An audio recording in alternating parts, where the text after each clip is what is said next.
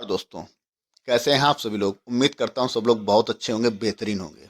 दोस्तों, जैसा कि आप लोगों ने R O A R O prelims का एग्ज़ाम दे चुके हैं और इसका आंसर की भी आ चुका है एंड आई एम श्योर कि आप लोगों ने आंसर की मैच कर लिया होगा। बट कहीं ना कहीं आप इस कन्फ्यूजन में जी रहे होंगे कि R O A R O mains की तैयारी की जाए या U P P C S prelims की। तो आज की इस वीडियो के माध्यम से मैं आप लोगों की इस कन्फ्यूजन को दूर करने वाला हूं और मैं एक ऐसी फूल प्रूफ स्ट्रेटजी बताऊंगा जिससे आप इन दोनों exams that is your R O mains and U P P C S prelims को इजीली हैंडल कर सकते हैं। ठीक है, तो चलिए शुरू करते हैं। सबसे पहले बात करेंगे आर ओ मेंस सिलेबस की और फिर बात करेंगे अपनी स्ट्रेटजी के बारे में। देखो, सिलेबस होना पता होना बहुत ही आवश्यक है जिससे आप अपनी स्ट्रेटजी को प्लान कर सकते हैं। ठीक है, तो आर ओ मेंस में एक जीएस का पेपर होगा जो कि 120 मार्क्स का है। फिर हिंदी 160 मार्क्स और ऐसे 120 मार्क्स का होता है। ठीक है, इतना आपको पता होगा।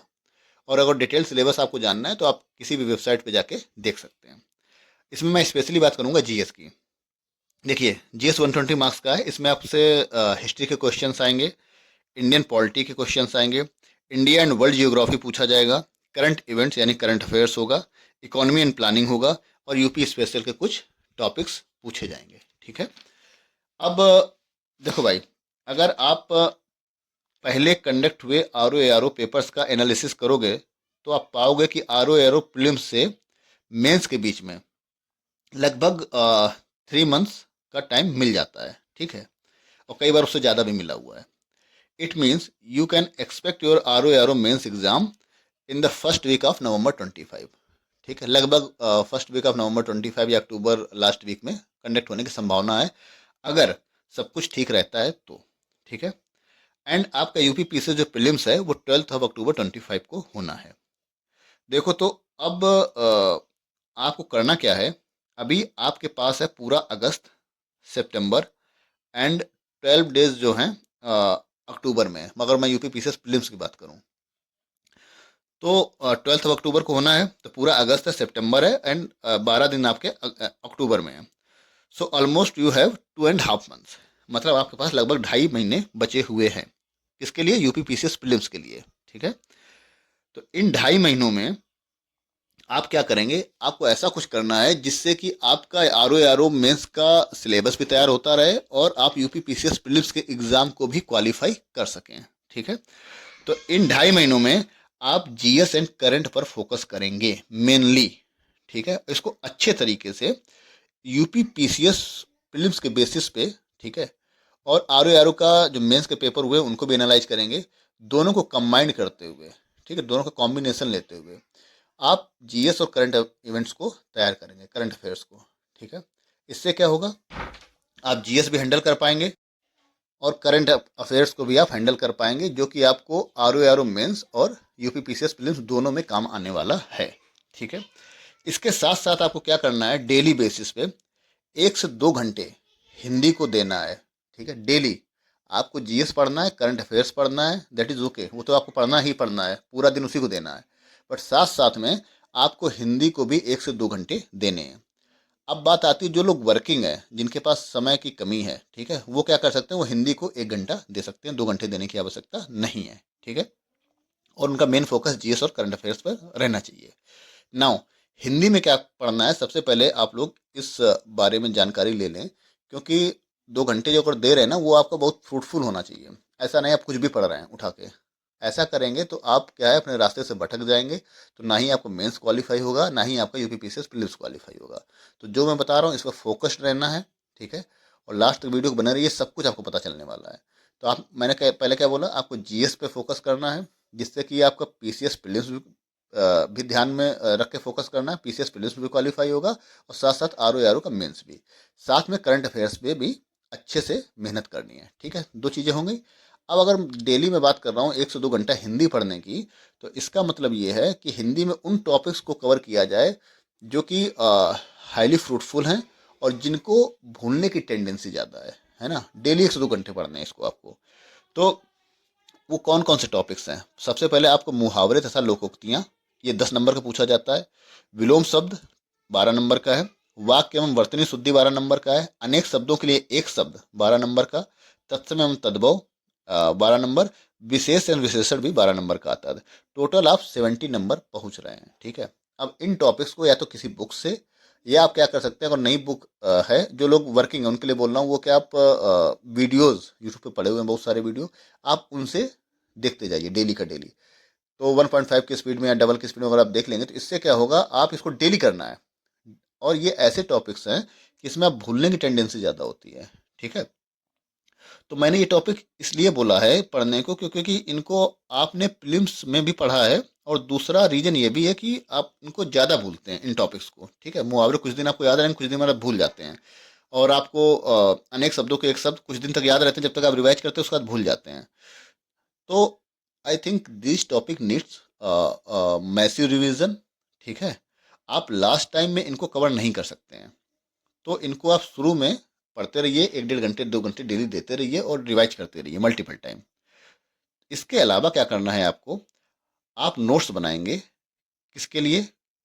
कोट्स के, इंट्रोडक्शन के और करंट डाटा का। किसके लिए? एसे के लिए। ठीक है, ऐसे के लिए आप नोट्स बनाएंगे। अभी देखो हिंदी मैंने क्या बात की, हिंदी में जो मैंने अभी आपको टॉपिक्स बताए हैं उनको आपको डेली 1 से 1.5 घंटा देना है, 2 घंटे देना है, उसको अच्छे से रिवाइज करना है। अगर आपके पास 2 घंटे नहीं है, आप मैनेज कर पाते, 1 घंटा दीजिए डेली उसको, टॉपिक्स को पढ़िए। और अभी 2.5 महीने हैं, लगभग 2.5 से 3 महीने, यूपी पीसीएस प्रीलिम्स को 2.5 महीने हैं।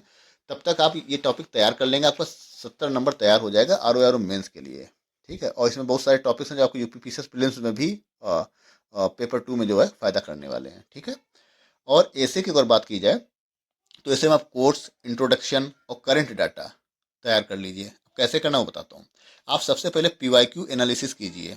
ठीक है, आर ओ मेंस का आपको पता चलेगा किस प्रकार के ऐसे पूछा जाता है। ठीक है, और वैसे ही अपने कोर्स, करंट डाटा और इंट्रो रेडी कर लेंगे। हो सके तो मेंस, इसका मतलब ऐसे का ना मेन जो बॉडी पार्ट है उसकी हेडिंग में लिख लो। फॉर एग्जांपल साइबर सिक्योरिटी है, उससे अगर रिलेटेड को भी ऐसे मान लो पूछा जाता है, मैं एग्जांपल दे रहा हूँ, तो उसको कैसे स्टार्ट करोगे, उसका कोट बेस्ड, मतलब आप उसके उसके ऊपर कोई कोट एक याद कर लो। जैसे वुमेन के टॉपिक हैं बहुत सारे, वुमेन बहुत सारे कोट्स हैं। ठीक है, और अम्बेडकर जी ने बोला, गांधी जी ने बोला, ठीक है, और द्रौपदी मुर्मू जी ने बोले हैं। ह्यूमन लिटरेचर पे कोट्स हैं, तो आप पहले कोट्स याद कर लो।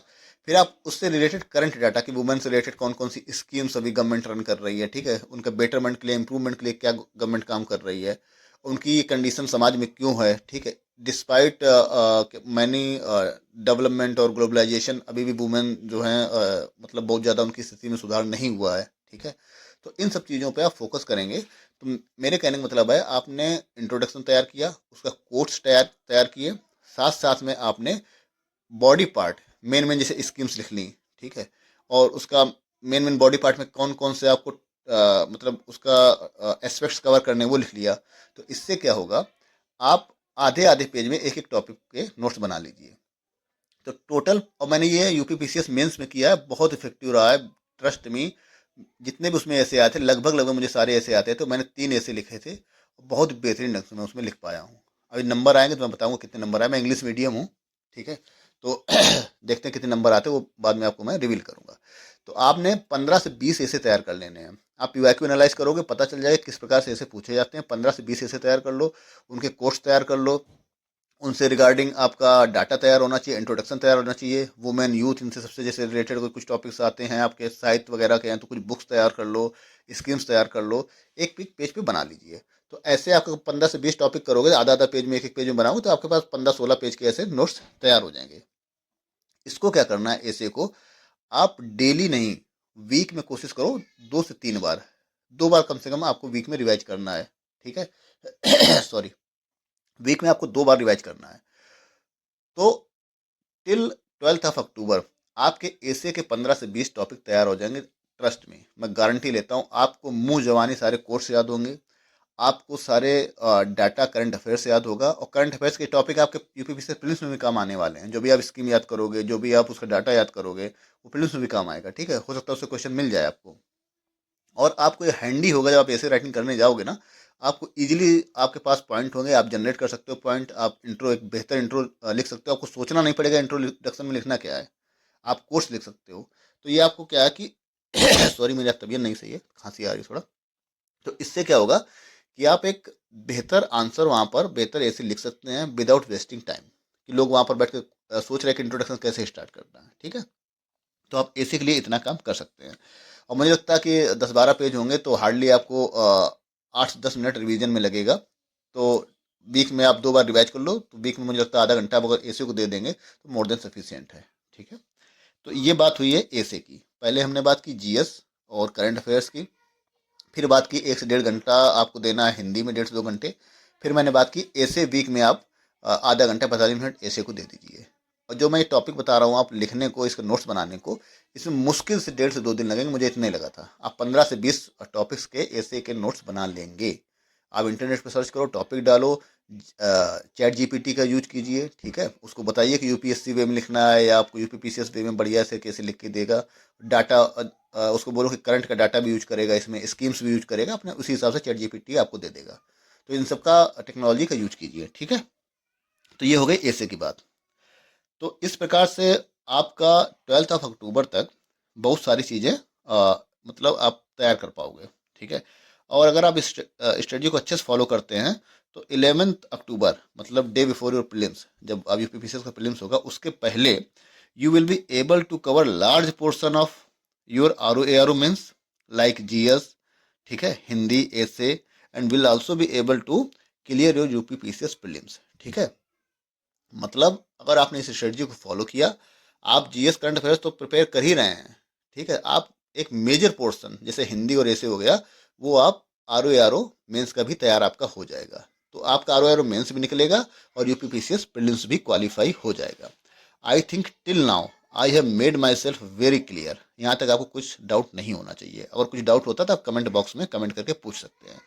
Okay, now after 12 October you can cover your remaining part of mains syllabus like पत्राचार, सार लेखन, ठीक है। रिवीजन करना है जीएस का, ऐसे राइटिंग का करनी है, ऐसे का रिवीजन करना है, आंसर राइटिंग करना है ऐसे का। इन सब चीज़ों पे आप फोकस कर सकते हैं, जो कि आपको एक अच्छा मेंस लिखने में मदद करेगा।